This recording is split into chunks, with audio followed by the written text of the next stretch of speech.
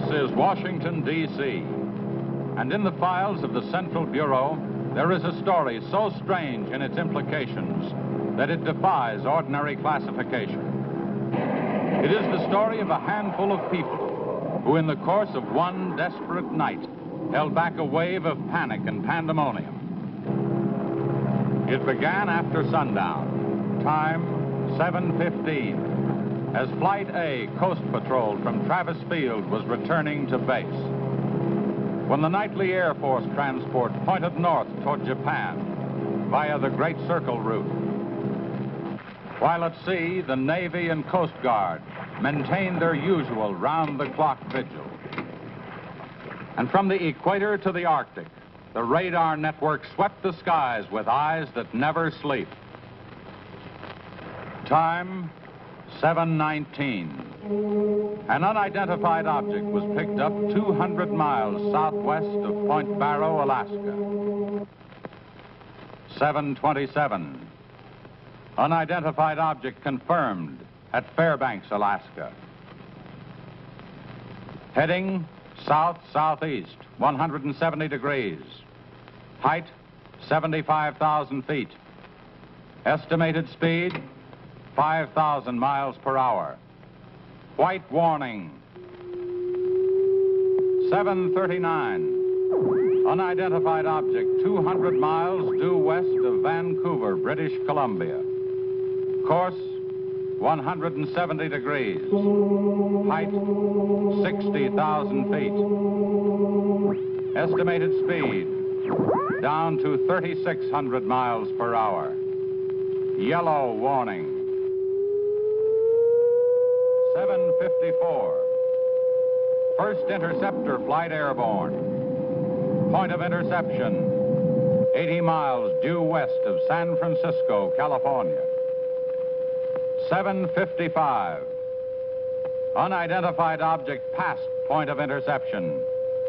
Red warning. 8:11. Morro Bay, California. Height, 50,000 feet.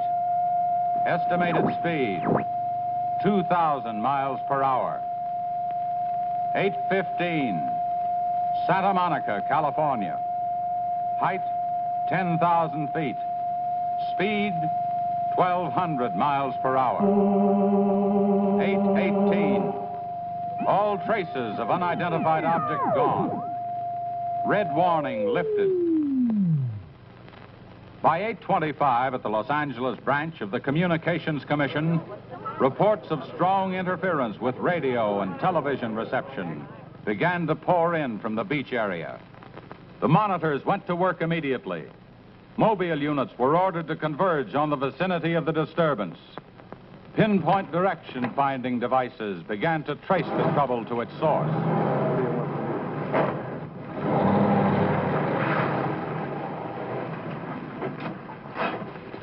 This is Mobile 1, Hazen speaking. We're at Ocean and Beacon Way, interference strength 2, bearing 27 degrees. Over. Mobile 1 from center, roger. Over. Mobile Center from Mobile 7, over. Go ahead, Mobile 7. This is Mobile 7, with Pacific Center and Beach 4. Interference strength 3, bearing 39 degrees, over. This is Mobile Center, roger. Stand by. Mobile 1 and Mobile 7. From Mobile Center, point of interception estimated 3 miles north of surf. Repeat, 3 miles north of surf. Acknowledge. This is Mobile 7, roger. Mobile 1, roger. Mobile 7, roger, we're going out. Okay, Charlie, let's get moving.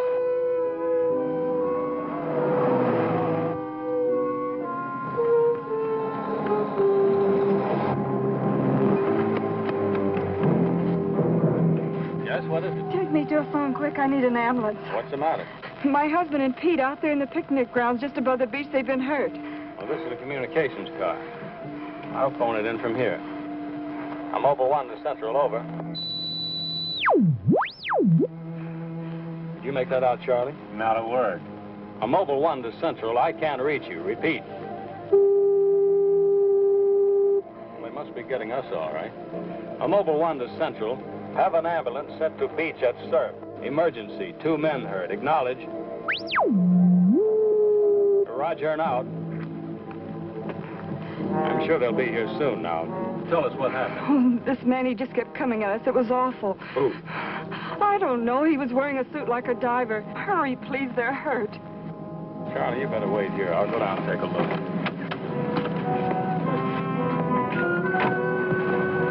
The young woman's hysteria became obvious as they reached the picnic grounds at the beach.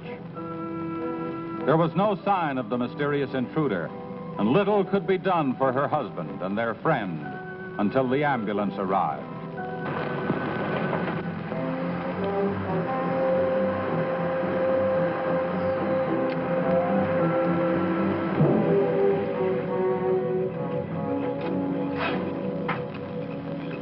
Hi, fellas. How are you doing? We're just taking another reading now. What happened down there? The police took the girl and one of the guys to the station. What about the other one? Well, he's on the way to the morgue. That was her husband. You're right on the button, Charlie. 44.7. Report back to Central if you find anything else. All right. Charlie, grab that portable and check the beach, will you? Got it right here. I'll pick you up right here in about an hour. Where are you going? Police asked me to drop by the station and sign a report. I'll see you later. If you don't, you know where to look for the body.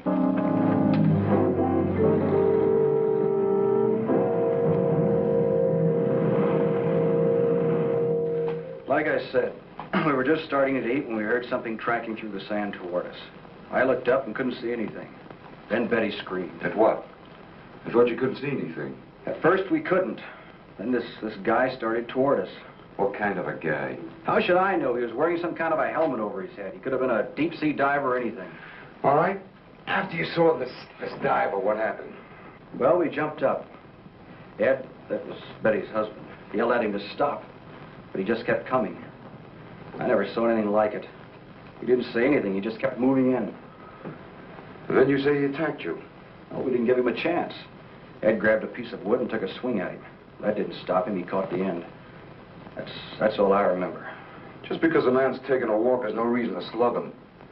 Besides, you don't look like a guy who frightens so easy. How would you feel if somebody with a crazy helmet with pipes sticking out of it came at you in the dark? And look, I know this sounds crazy, but there wasn't any head in that helmet. No head. No head at all. It's the truth. I think you need some coffee. I don't want anything. It's all the same to you, Lieutenant. I've got to pick up one of my men at the beach. Okay, thanks for coming down, Hazen. Hope I didn't put you out. No trouble. So long. You too. All right, let's start at the beginning. How well did you know the dead man? And his wife? Betty and I went to school together. I knew Ed a year. How long were they married? About a year. Wasn't her husband a little older than she? I don't know. But you said you and Mrs. Evans went to school together. And you never discussed anything personal with her? She did mention he was older, yes. How much? 15, 20 years. What difference does that make? That wasn't too hard now, was it? Where do you live? 629 and a half East Palm Court. Why? That's where the Evans live, isn't it? Yeah, I board with them. You do, huh? Now, Mrs. Evans is a good-looking woman. What are you trying to say?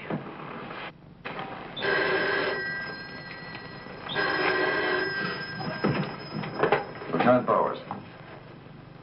Where? Yeah, I got it.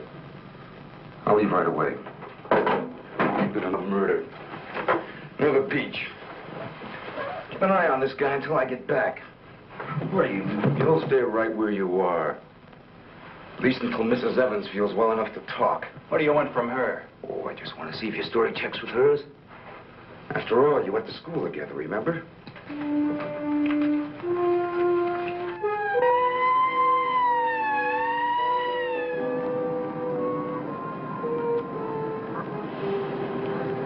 You say there were no witnesses, huh? None yet. Anything missing?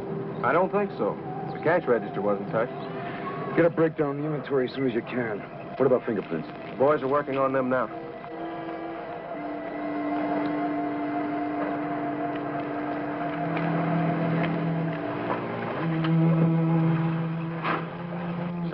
late. What kept you so long? The lieutenant asked me to hang around a while.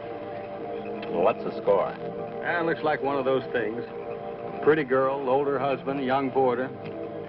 Kid claims some guy without a head knocked the old man off. You don't say. Anything else?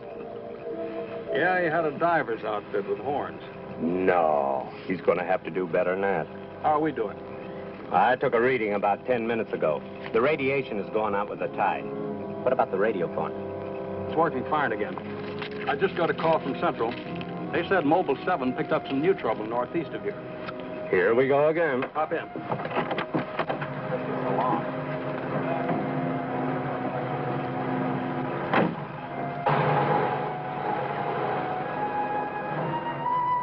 Who reported this murder? There he is there. He lives next door. His name's George Nelson. Hey, Mr. Nelson. Yes, sir. Come here, will you? I'm Lieutenant Bowers, homicide. You found this body? That's right. He must have just locked up for the night when this happened. How do you know that? Well, he usually does around this time. What were you doing here? I was sitting home watching the fights on TV, and all of a sudden the thing started acting up. What has that got to do with it? Well, you don't know this set. You know, it wouldn't work at all when I came home to supper. Then all of a sudden it cleared up fine.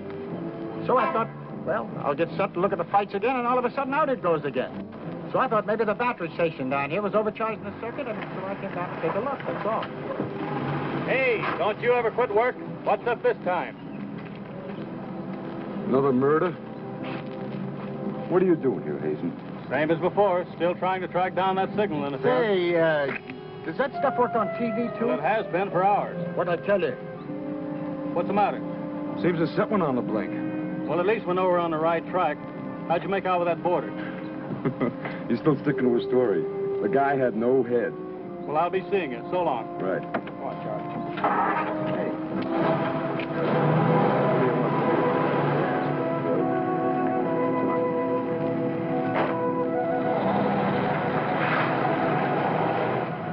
And so the communications team resumed its mission to track the mysterious interference to its source.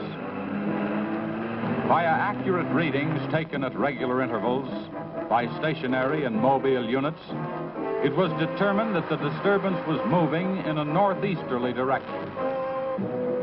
By 10:34, Mobile Center had pinpointed the disturbance at the edge of the Huntington oil fields. Units 1 and 7 were instructed to close in.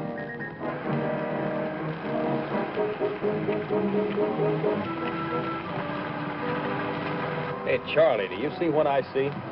Yeah, the oil field. Let's hope our trouble's burning up. Well, there's only one way to find out.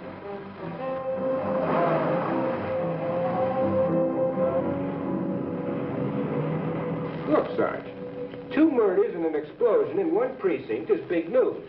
Now, come on, you can't pin it all on the young boarder. Or can you? Very funny. Yeah? I'm Hazen of the Communications Commission. Oh, the lieutenant's waiting for you. Thank you. Where's a wheel? You heard the man, Communications Commission. Tell me, this kind of interference happen very often? Never anything like this. It's on the move all the time. I mean, some harm with the transmitter in the car. It's not a transmitter. We don't get a definite disturbance, just interference. Then you have no idea of what it is, huh? Not yet. How are you making out? Not so good. You were here when I questioned that boy about the murder at the beach. Did you get anything more out of it? Yeah. Come on with me. You might want to see this.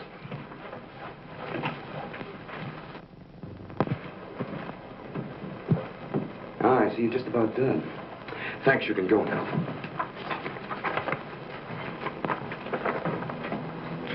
Are you sure this is what the man looks like? What do you say, Betty? Well, just about, only I think the tubes were a little lower down. And you still insist there was no head inside the helmet? I'm positive there wasn't. What about you? Well, it was dark. I couldn't swear to it. Thanks, that'll be all. You mean we can go now? Yeah, for the time being. Just stick close to home. I may want to see you again tomorrow. We'll be there. Come on, Betty. Kind of changed your mind about those two, haven't you? Yeah, I guess I have. Hey, Lou, bring in the old man, will you? Don't tell me you believe this story about this whatever it is. I know it sounds as phony as it ever did. But, oh, sit down, will you please?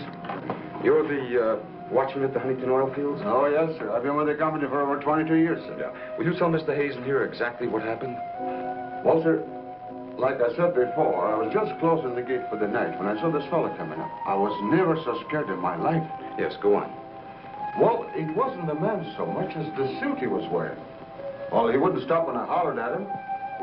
He just pushed his way right in through the gate and walked right up to the tank. Now, you carry a gun? Did you try to stop him? Well, he was much too close to the tank. I was afraid to shoot.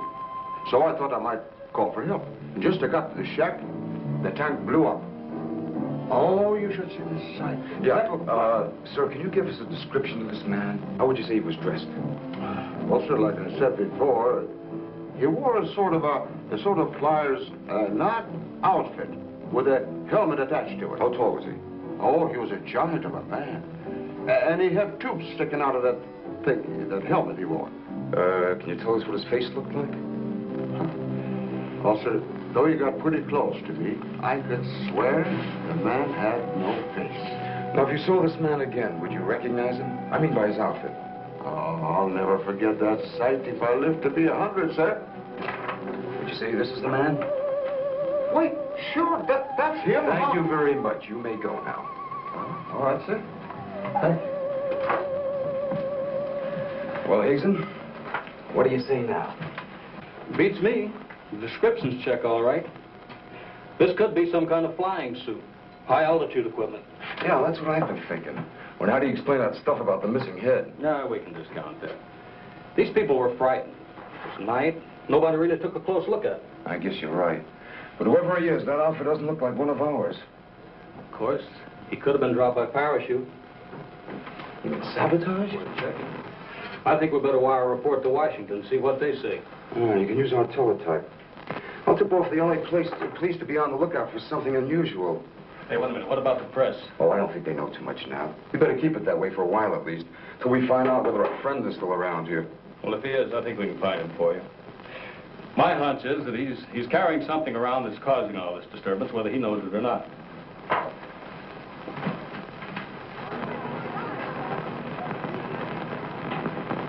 Yeah. Kill that page one lead. They let the boarder and the girl go. Hmm? How do I know? Maybe the lieutenant thinks that the guy in a flying suit knocked off the husband. Mm-hmm. Nah. No, not a chance. Not a chance of an exclusive on that picture. They're making a blanket release in the morning. Hmm? Oh, there's a guy from the Communications Commission in there now. Yeah, I'll call you back later if there's anything new. Okay.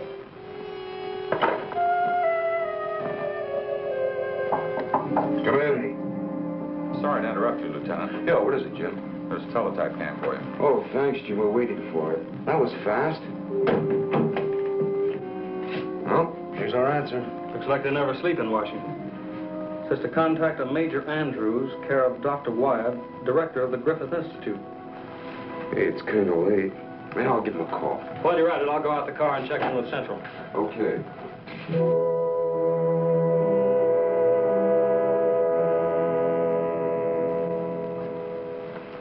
Well, that's the story up till now. We got in touch with Washington. They told us to contact you here. Very interesting. What do you think, Doctor? When I see something like this, I understand why you gentlemen might have thought sabotage was involved. Lieutenant, are you sure there were no traces of this saboteur, this X-man, found after the explosion in the oil field? Fire department went over every inch of the area. Didn't come up with a thing. Well, then there's a strong possibility that he might have perished in the explosion itself. I doubt that. We're pretty well convinced this man is carrying something that's responsible for all the signal interference. According to the last report I got, there was a definite disturbance about 3 miles east of the oil fields, sometime after the explosion. Well, then if he's alive, you should be able to keep an accurate check of his whereabouts. Not that easy. As a matter of fact, we lost contact about 3/4 of an hour ago. Maybe he realized you were trailing him and got rid of whatever he had that was causing the disturbance. In that case, there's nothing much my department can do to help you. And I guess it's up to us. Unless you have some suggestions. Well, let me think out loud for a minute. It might just be that what we've been talking about so far, and this phantom, as we'll call him, ties in with what the doctor and I have been discussing. That is very possible. I don't know whether you know it or not, but somewhere around 7:30 this evening, our radar networks picked up an unidentified object off Point Barrow, Alaska. They traced it clear down to Santa Monica before they lost it. Santa Monica? That's where we first picked up our radio interference. Yeah, right at the scene of the murder. Well, then, if all these things tally up, we've got some idea of how our man got here. You mean that he came in some plane? In that case, somebody would have seen it land and take off again. Or did it crash? No. No, we don't think it was a plane. No rocket or jet that has been built so far can attain the speeds of 5,000 miles an hour, particularly for such a great distance. And maybe we're on the wrong track altogether. Couldn't your unidentified object have been a meteor? They travel at a terrific speed. Yes, fast enough for most of them to burn themselves out the moment they hit the Earth's atmosphere. And did it occur to you that meteors are not very likely to travel horizontally, all the way from the North Pole to California? Well, if it wasn't a meteor, or a flying missile of some type, how do you figure this phantom ties in? We're not sure that he does. I don't care what you say, but it doesn't make sense to me. Anybody trained in sabotage would stay undercover. This guy's walking around in a monkey suit, killing people. Excuse me, Dr. Wyatt. Is there a Lieutenant Bowers in here? Oh, yes. What is it, miss? There's a Mr. Wakeman from the Chronicle here to see you. Wakeman here? Now, what does he want? Well, there's only one way to find out. Before you go, Lieutenant, I don't believe you have met my assistant, Barbara Randall. Well, hello. Hello. It's Mrs. Randall, Lieutenant. I'll be right back. Barbara, you know the Major? Of course. And this is Mr. The Communications Commission. How do you do? Well, I see you are working a little later tonight than usual. Yes, my husband's teaching a late class, and he won't be able to pick me up for a while. Besides, I had some work to do in the lab. Well, at least you'll have lots of company. All right. So I shouldn't have come up here. But I gotta get your angle on this Beach murder. And your whole department is shut up. Look, Wakeman, will you stop bothering me? There's nothing to say. If you got an exclusive story from that Evans Damon or Border, then you know as much as I do. Yeah, but that still doesn't explain anything about the guy without a head. Come on. Who is it? Your guess is as good as mine. You mean you let those two kids go without knowing that? I don't buy it. Well, I did. Well, then you must have an awful good reason. I bet you're trying to tie it in with that other murder. All right, Lieutenant. Don't tell me. I'll get my story somehow. Oh, if you want to know how things turn out, read the Chronicle in the morning. That's right. Now get in touch with Charlie in Mobile 1 and have him call for me here. Okay, honey. Well, did you come up with anything? No, we're just briefing Barbara here. It's just amazing the way you've been able to put these things together. Don't kid yourself, Mrs. Randall. It seems the press knows as much about it as we do. Well, let's hope they don't come to the same conclusions. A few lurid headlines, and every fool in the country will be seeing phantoms in spacesuits and men from Mars all over the place. Yes, I can imagine. And mass hysteria is difficult to check once it gets started. That's why we've got to move fast. Well, from the looks of things, I guess it's up to me. I'll be in touch with you as soon as I hear anything. See you. By 12:30 a.m., the dragnet was in operation. Mobile units patrolled the streets and countryside. They covered an area 35 miles square. Special and sensitive equipment was prepared for action. Everyone on the job was ready to move on the first signal from the Communications Commission. Monitor Corona to Mobile Center, strength 4, Brickyard at 160th, moving toward oil fields. Contact your units. Over and out.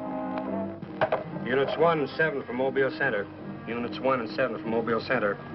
Strength 4, interference at 160th in the oil field. Moving due east. Close in. Repeating, strength 4, interference at 160th in the oil field. Close in.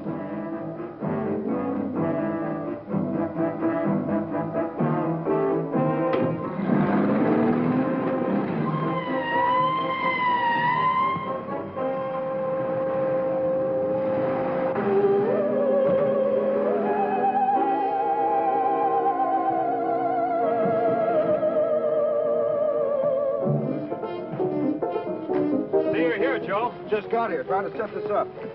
What gives, Hazen? It's in this area, all right. I brought the Geiger counter. Thank you, Doctor. Why don't walk over those oil fields? Well, it doesn't register as far as the oil field. I think we'll do better if we split up, man. Right, Lieutenant. You two go that way. Lieutenant, out here. Vince. Joe, you follow him. Come on, Doctor. And you? Oh, forget it.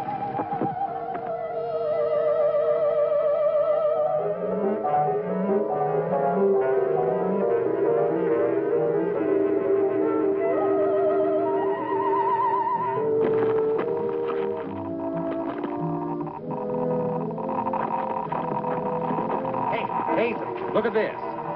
Yeah, points this way. Hey, Joe. Joe.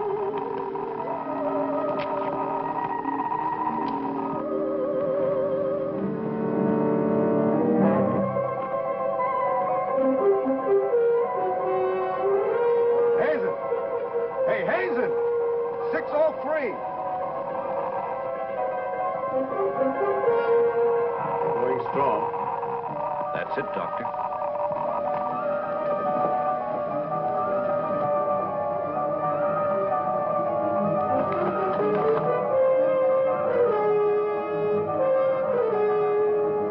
It's leading this way. Come on.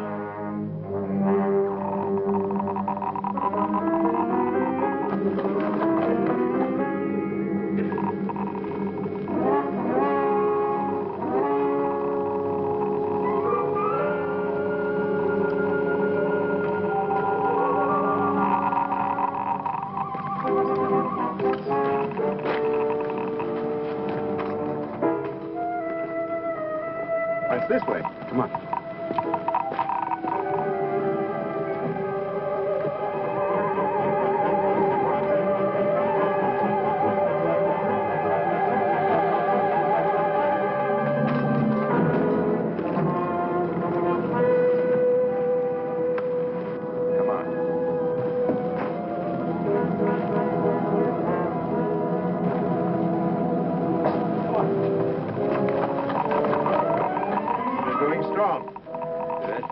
That's right.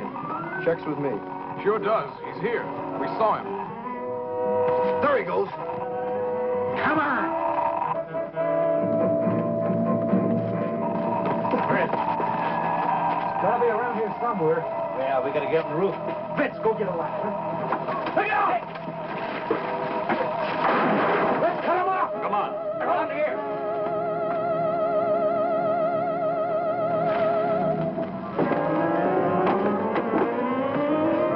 Anybody see him? There he is!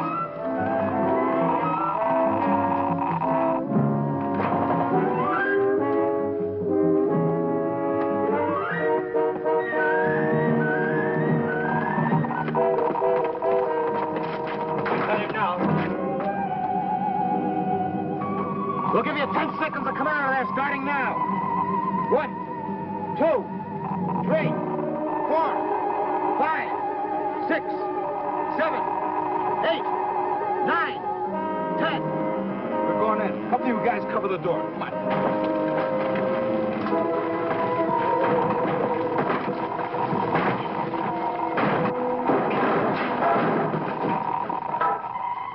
Why, there's nobody in here. Possible. We saw him come in. Maybe he went out of the window. We won't get very far. Don't touch anything till we check for fingerprints. Oh, Doctor, over here. He left his suit and his helmet. Hey, let's spread that thing out so I can get a good shot of it. Keep away, you fool. What's the matter? For your information, that's a Geiger counter, and it says hands off. I think you'd better wait outside. I just have a job to do. So do we. And I'm afraid ours will have to come first.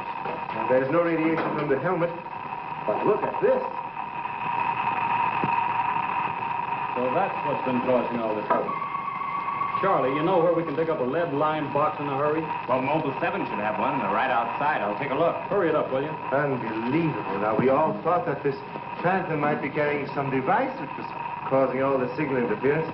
But you'll learn that it's due to the very clothes on his body. That's not the only thing that bothers me. Did any of you get a good look at his face? Not me. He's too far away. Well, I did. Unless I'm mistaken, that helmet was empty. Hey, where am I going to put this stuff? Oh, put it in Dr. Wyatt's station. Yeah, we take it back to the Institute. Right. $5, No, that's all right. You can handle that.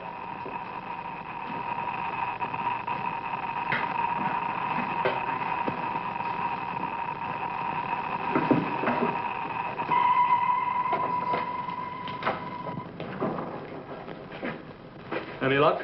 Not a sign of him. The boys are still searching the grounds. For what? Nobody knows what he looks like without that outfit. I'll bet on that, Major. The reporter got a flash picture of him, and I just happened to borrow that film. It's on its way to headquarters right now to be developed. Good. Send us a print as soon as you can. Sure. Lieutenant, are you sure you don't want to come with us? We want to make a few tests at the lab. I'd like to, Doctor. But you know the situation. I gotta get that guy. Let me know how you make out, will you? Yeah, we'll do that, sure.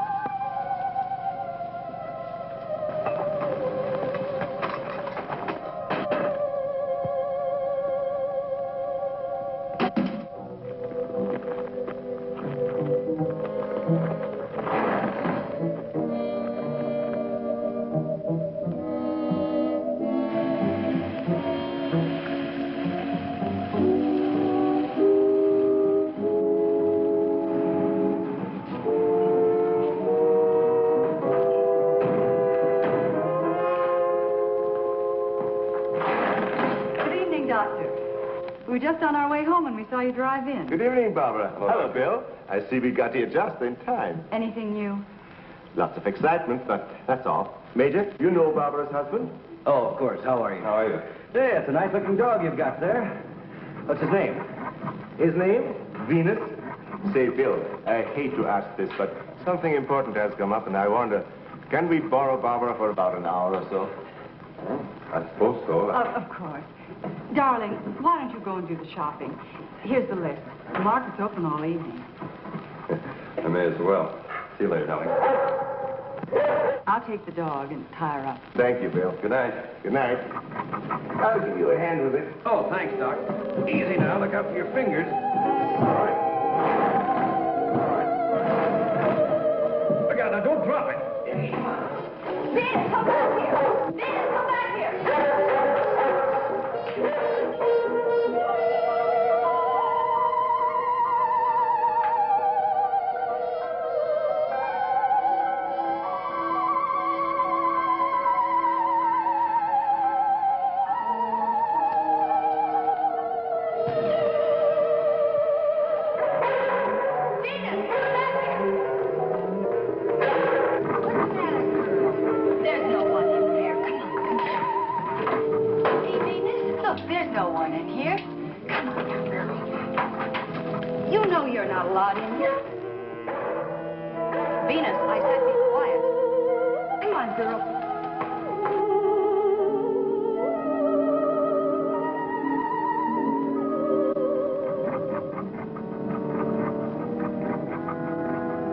Now you stay right here, Venus, and I don't want to hear one sound of it.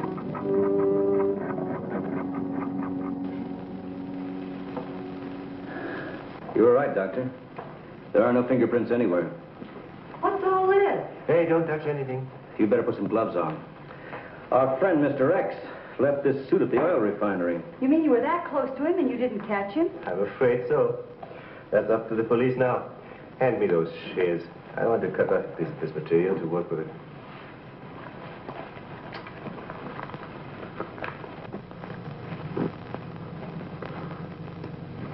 Hey, you better have those sharpened. But I just bought them. Well, Here, try this knife.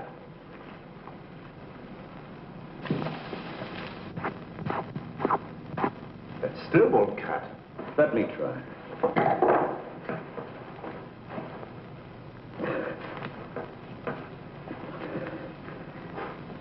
This stuff is tougher than nylon. Why don't I try it over a Bunsen burner?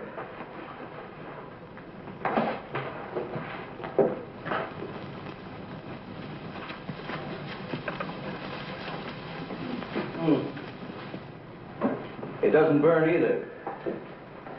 Let's take a look at it under the microscope. Look, it's magnetic. Magnetic? Here, I'll... Radioactive. And apparently indestructible. Thank you.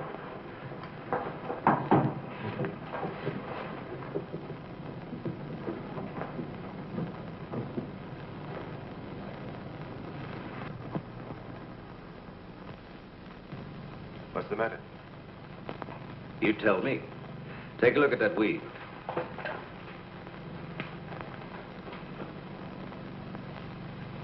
What weed? There is none. This material is one solid mass. May I see it?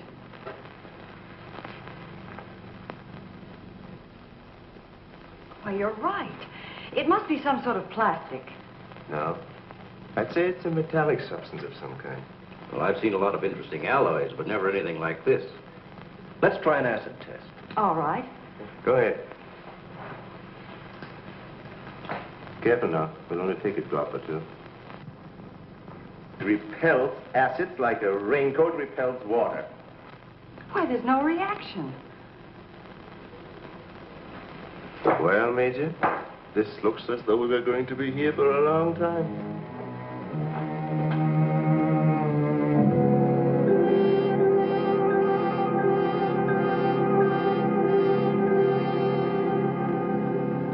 Now we have it. The helmet is not radioactive. The suit is. There is no doubt. This spacesuit is conditioned to function above 63,000 feet, where human blood would boil, resulting in the body expanding to twice its size. And death, of course. I know. And it must withstand pressure and counterpressure. Also, it must be so supercharged it can function in thin atmosphere. Now, let's see what it is that is left in this breathing apparatus. Well, how are you doing? The gas from the helmet tank breaks down to 11% methane. Ordinary marsh gas? What's the rest of the formula? No, that's where I'm stuck. I can't figure it out. It just doesn't respond to any of the usual tests. Well, how could anyone exist on that combination of gases? You and I couldn't. But apparently someone can. Oh, Doctor, are you trying to say that our X-Man doesn't breathe oxygen and hasn't the metabolism of a normal human? I really don't know. From what we've seen, he has some physical characteristics which make him appear human. But added to them is this fabulous radioactivity that none of us could stand. I am puzzled.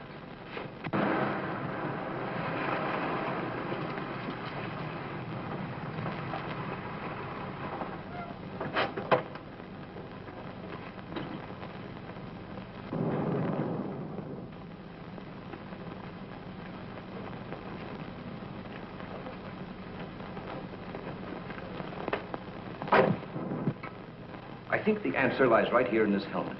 Obviously, he needs it to survive. Otherwise, he wouldn't have risked wearing it where he was sure to be recognized. As it is, he only took it off when he was cornered. But if what you say is true, how can he exist without it now? Let me put it this way. It's like a patient in an iron lung. Sometimes one can be removed for hours at a time without any ill effects. Exactly. And I think the same principle applies here. And that means sooner or later, he has to get his breathing apparatus back or die. I don't understand. Well, I've got an idea. If we were to return this whole outfit to where he left it, he might be tempted to come back for it. Dr. Wyatt speaking? Yes, he's here. No, thank you. Hello, Major. Still at it, huh? Mm-hmm. No, we haven't got a thing, no. The picture? Yeah, hold on. He says the picture the reporter took of our man didn't come out. I was afraid of something like that. The radioactivity must have burned the emulsion. Hello. No. No, we didn't find any fingerprints at all in his clothes. Did you find any? Oh, too bad. Hello? Will you wait there, please? We don't know what to make of this either. Have you heard from the communication boys yet? Well, let's hope they turn up with something. Major, excuse me. Hold on a second. Yes? It's Mr. Wakeman of the Chronicle. He insists upon seeing you. He does? Where is he? I told him to wait in the lobby. Good. Hello? And it's our friend from the press is here.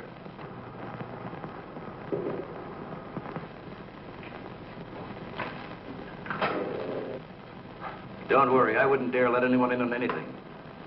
At least not till we get something concrete. Right. All right, I'll see you later. Well, I guess I'd better see this newspaper man. Want to come along, Doctor? I think I will.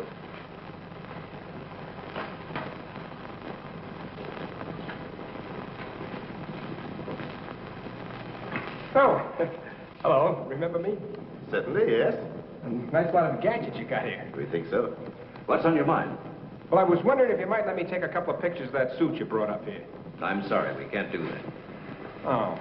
Well, now, look, I got a wonderful picture of the guy running in the shack, and the lieutenant stuck his nose in my business, and what do I get? A blank.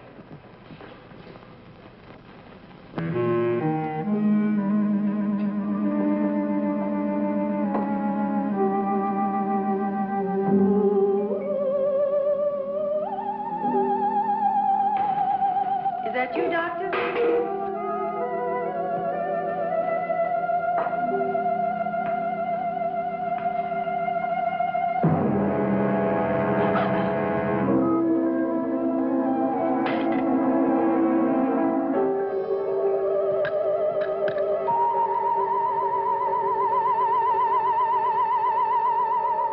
Well, you must have some lead on this guy, otherwise you wouldn't have brought that suit up here. Well, let's just say we were curious.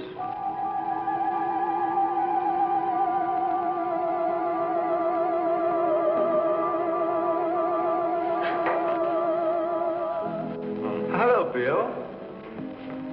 Are you back so soon? Isn't Barbara through? I don't know.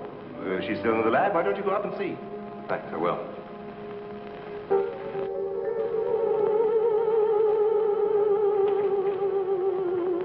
Barbara? Barbara, are you in there? Bill, listen to me. I'm not alone. Someone is in here with me. I can't see him. He locked the door and has the key. I'll break the door down. No, Bill, don't, please. You better get help. You mean I've come all the way up here for nothing? I'm afraid so. Good night. Yes. Good night, Mr. Wakeman. Good night.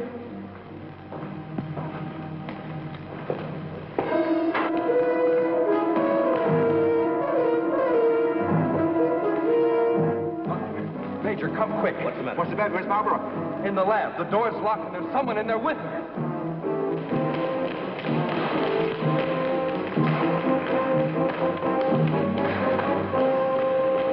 I thought you said the door was locked. It was.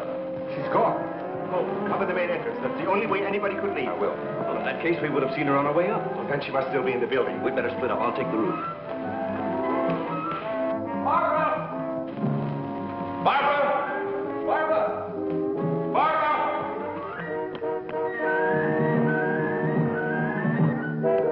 Barbara! Barbara! Where are you? Barbara!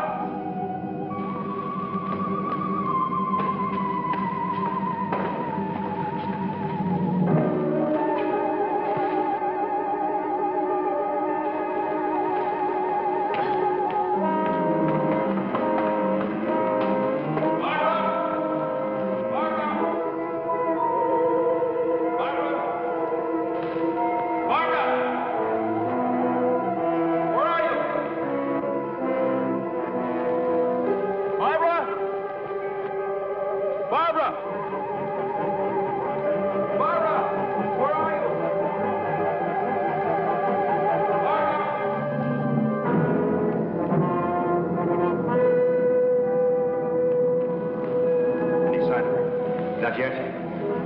She must be around here someplace. Now, you stay here. Watch the main entrance. And I'll check the basement. All right.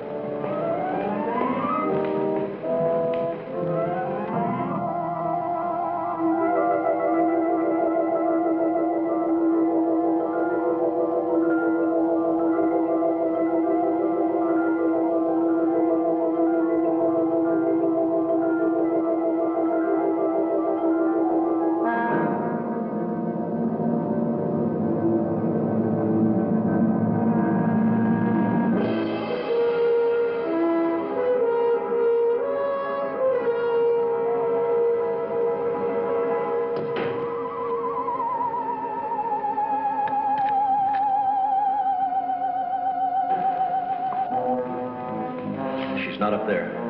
Where's the doctor? He went down to the basement. Here he comes. You didn't find her? No. I'd better call the police. But there's no telling what could happen to her in the meantime. Now, take it easy. We're doing the best we can. But she said she was locked in, and she couldn't see who did it. Can you explain that? No. Not yet.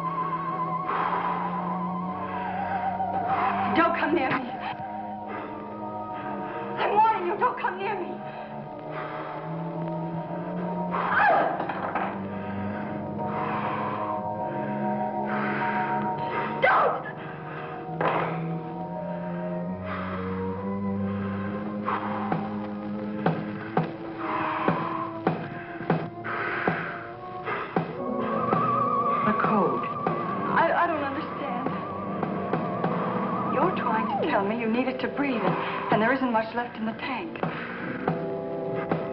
1, 1, 2, 1, 1, 2, 3.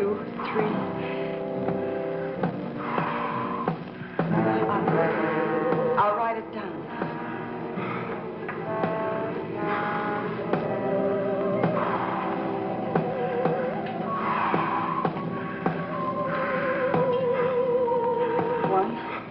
One, 2.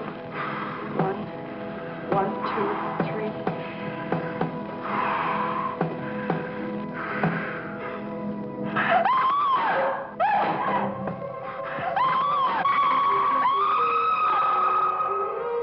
In the lab.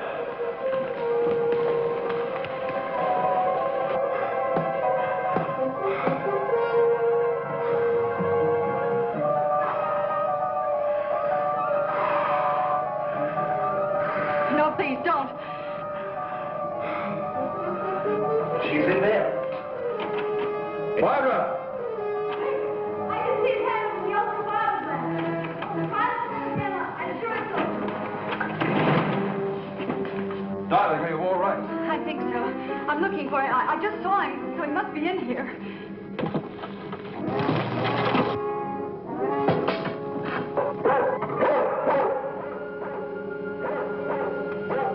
Steady feet to the ground. He would be killed. I'd better go.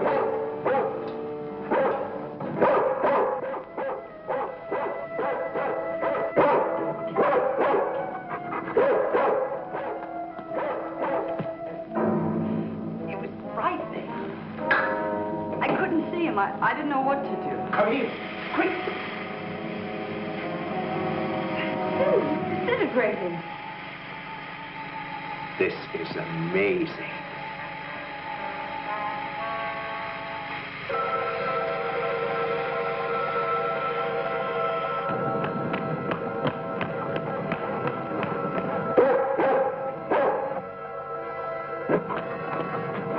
Now, quiet down, Venus. Quiet down. Down.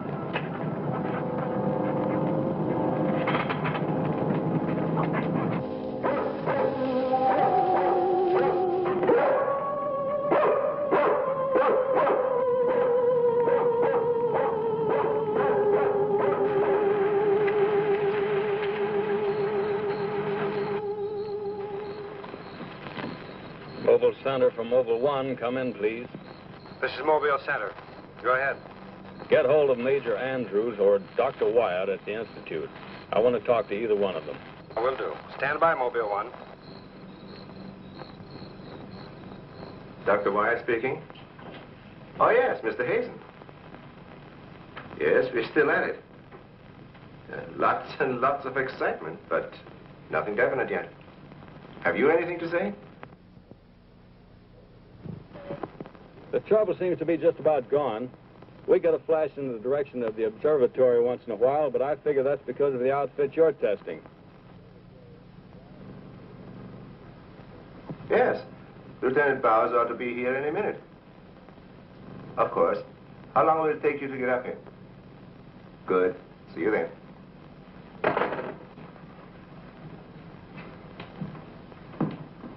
Thank you, gentlemen. Put it down here, please. Barbara, bring that cord in over there. Now you're going to see... I have to resort to ultraviolet light in order to show you what little there is left of the spacesuit. As you can see, it has reduced itself to this liquid, and it is in an evaporating stage. The helmet is in the lab and still intact.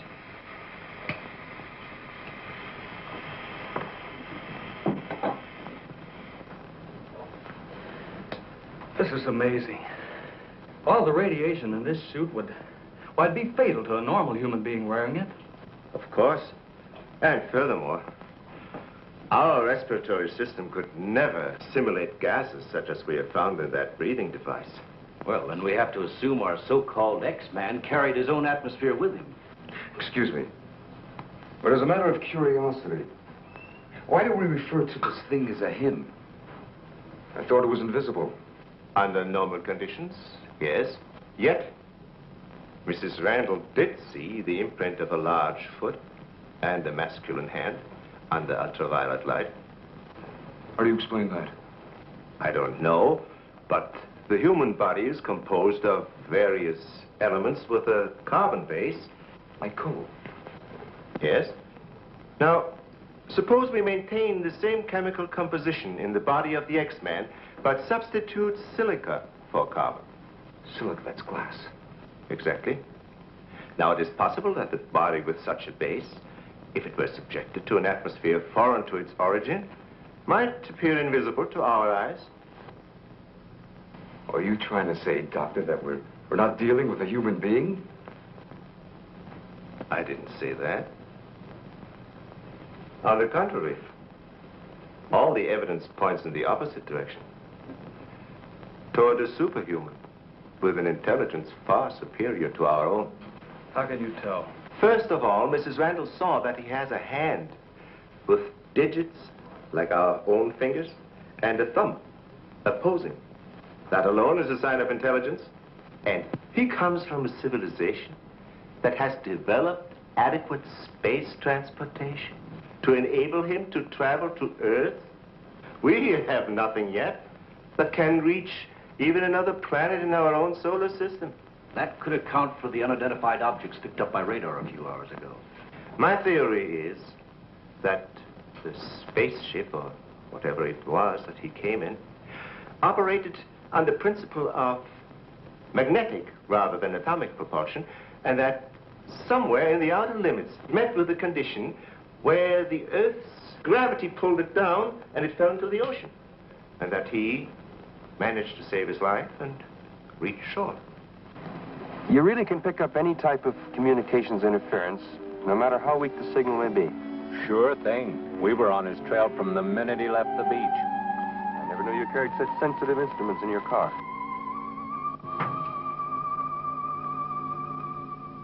What you told us is very interesting, Doctor. But I've got to make an official report to headquarters. Are you willing to be quoted that the criminal we're after is a creature from another world? All I can say is, we know that our Earth is not the only planet capable of sustaining life in one form or another. You can quote that. All I've got to go by is some footprints in a hand. That isn't much. No fingerprints, no description, no nothing. And we're after a killer. Has it occurred to you that our X-Man has no apparent motivation for his acts, and might therefore not be an intentional criminal at all? You have a point there. Hey, wait a minute.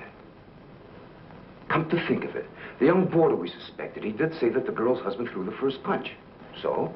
So that could have been enough to provoke the strange creature. And the same could have happened at the second murder. Sure. But what about the fire in the oil fields? Evidently, our man sensed the presence of some gases, which he thought might be utilized in his breathing apparatus. Yeah, that could account for his presence at the oil refineries, where something went wrong, causing the explosion. Too bad he got wise to us and took off his uniform, or we'd have been able to catch up with him by now.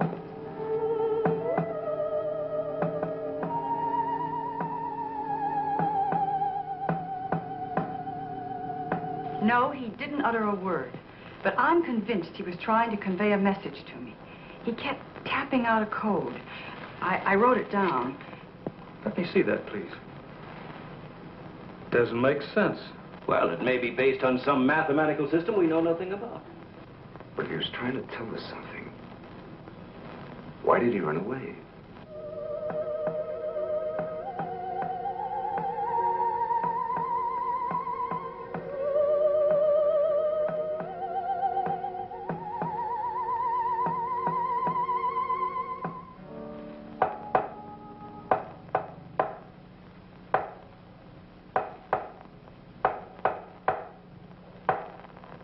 What do you think of that? Hell, Hazen must be crazy sending out stuff like that. I guess so. Why don't you try and get a hold of him? Yeah. Mobile 1 from Mobile Center. Come in, please. Mobile 1 from Mobile Center. Come in, please. Mobile 1 from Mobile Center. Come in, please. Hey, that's Central calling.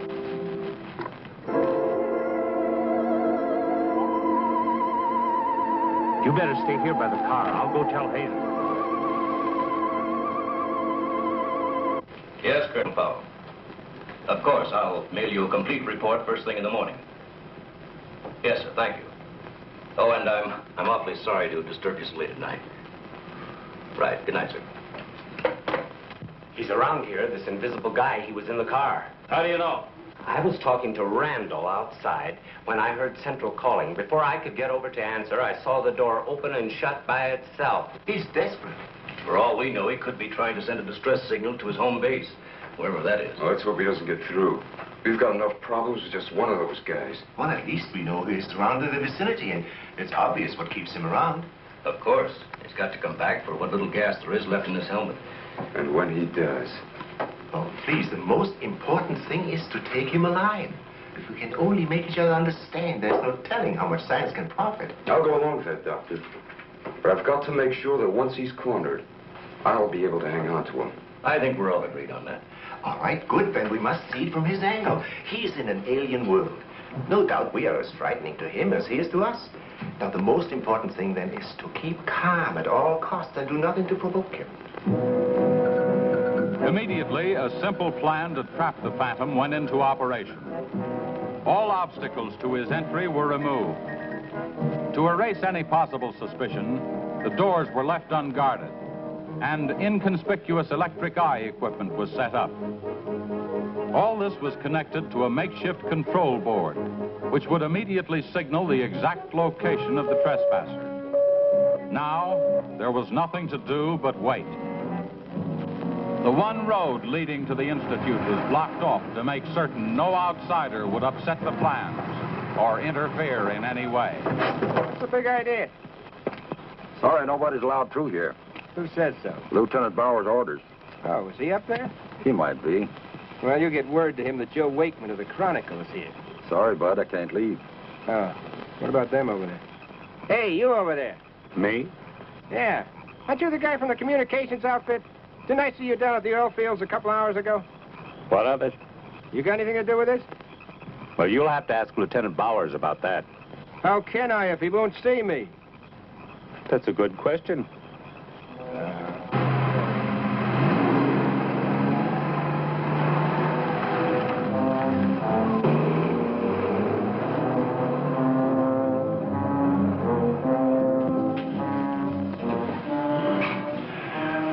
Well, it's 3:45. Sure taking his time.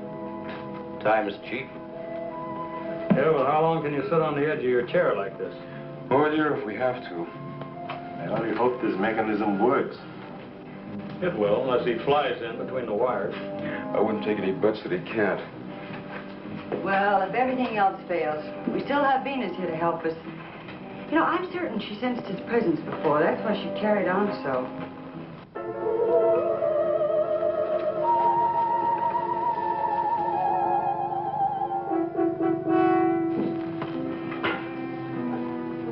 What's the matter, Lieutenant? Is this thing getting you? Oh, no. I'm just thinking about public reaction to all this. I'll give something to the press by morning.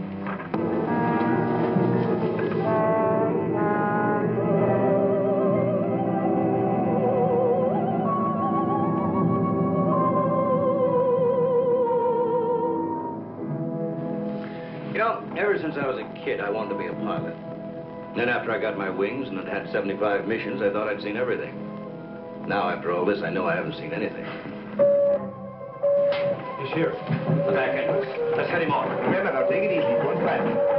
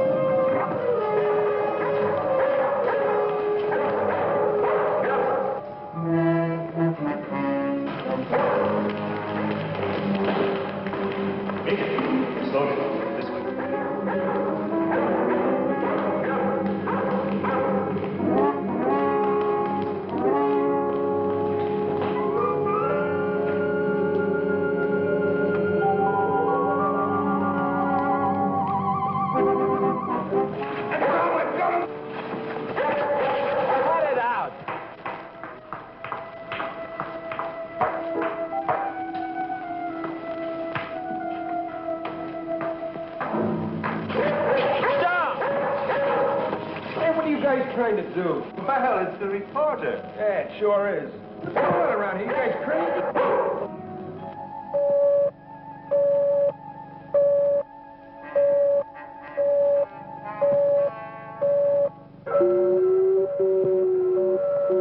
How'd you get in here?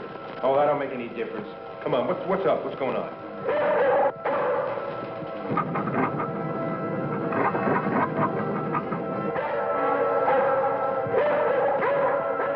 All right, Lieutenant, you better tell him. I'll reset the wires.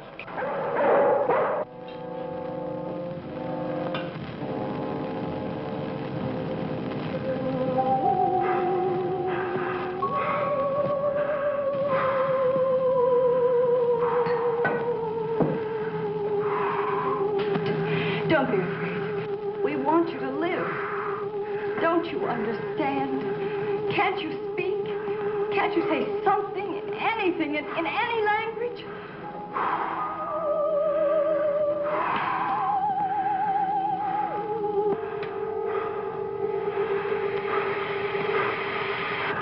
Listen, everybody. He's in the lab with me now. He's in the lab with me now. Venus, be quiet. The door's unlocked. Hurry, he's having trouble breathing. I don't think he can last much longer. And please, don't let Venus get at him. And walk in quietly. Quiet, Venus.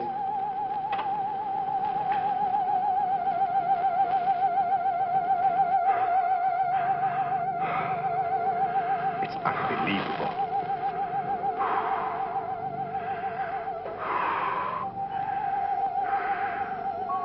You see, there's nothing to be afraid of. Nobody wants to hurt you.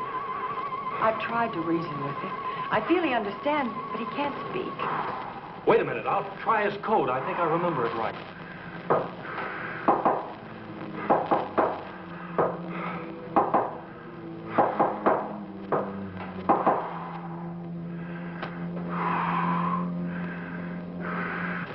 Better plug in the ultraviolet light.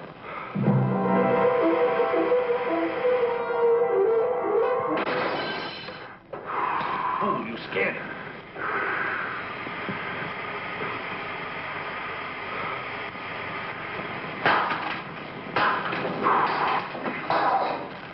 Look, there goes Venus.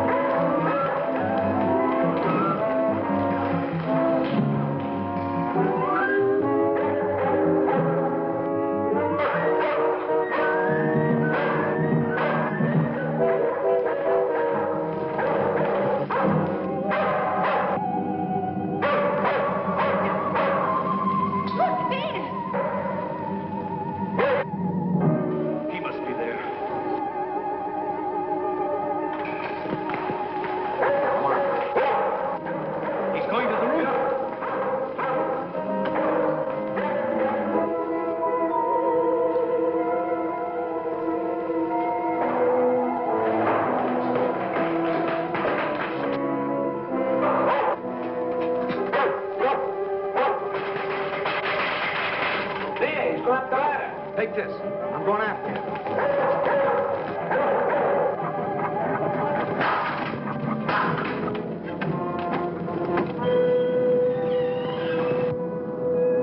The door. In here with a big telescope.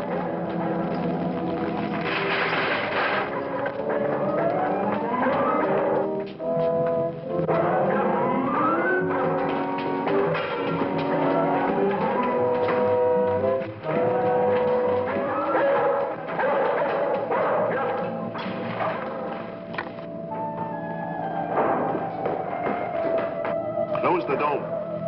The switch is over there.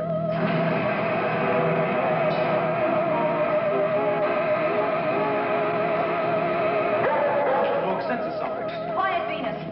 Well, if he's in here, he'll never get out now. No, this is what I've been waiting for. Please, Lieutenant. This is our last chance. We have to take him alive. Plug in the lamps. There's an outlet here.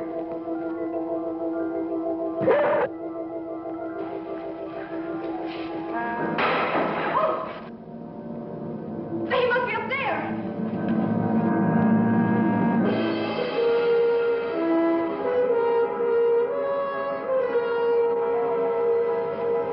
His whole body's gone.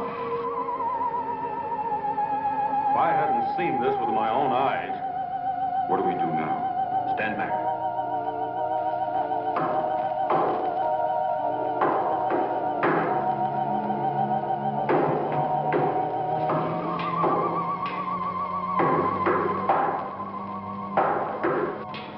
Amazing. His coat again. Look. He's trying to speak, but no sound is coming out of his mouth. Look at Venus. She acts as though she hears him. Yes. Dog can hear sounds that we can. His voice must be beyond the range of the human ear. Maybe he's screaming. He's suffocating.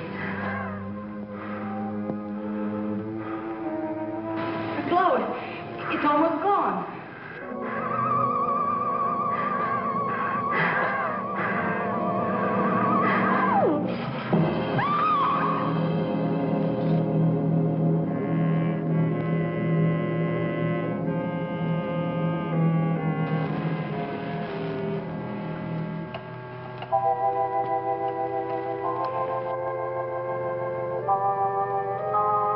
We won't need these lights anymore. In death, he has become visible as a normal body.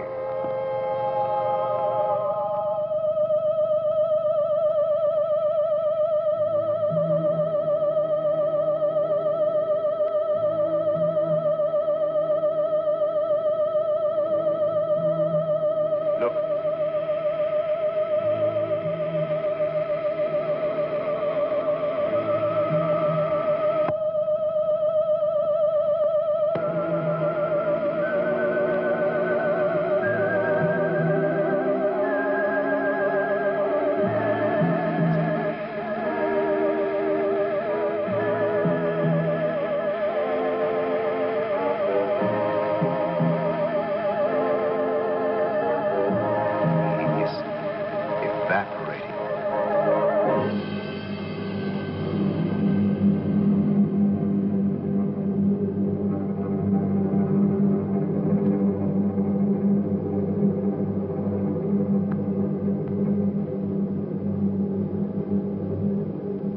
So he came here, wherever from, and right before our eyes, his body went through the final phases of life.